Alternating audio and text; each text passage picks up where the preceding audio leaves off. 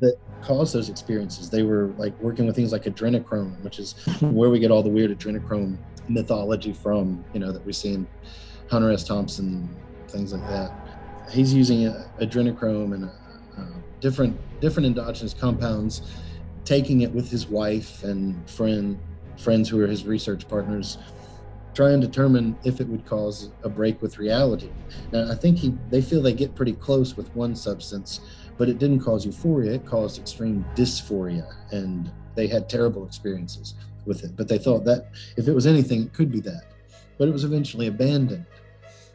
So I just found it interesting that in the 90s, 30 years after the abandonment of this model of research, this group would pop back up and say, oh, well, let's open the psychotomimetic model back up and we'll look at DMT and see if it's the culprit for M substance. I never said any of that stuff out loud, but that's what it seems to me they're doing. They're resurrecting Osmond's psychotomimetic research into DMT. So yeah, I found it interesting. Why would they resurrect that model?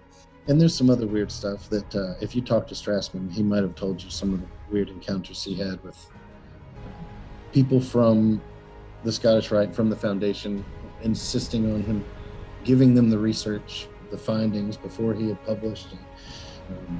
He even said in passing once that contributed to the early ending of the program, was because of the constant insistence on the findings being turned over before he finished the study. And makes me wonder, was there an interest in DMT outside of the psychotomimetic model, a solution to that, resurrection of that?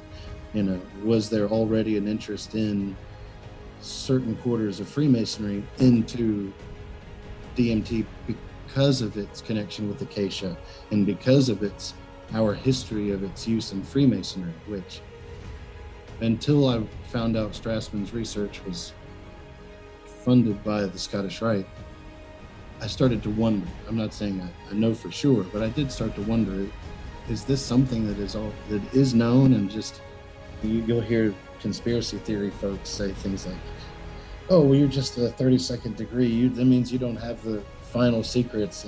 And, you got to be a 33rd degree to find out that you're actually worshiping Satan and all those terrible, ridiculous things. And I've known a number of 33rd degree Masons. I've done DMT with some of them.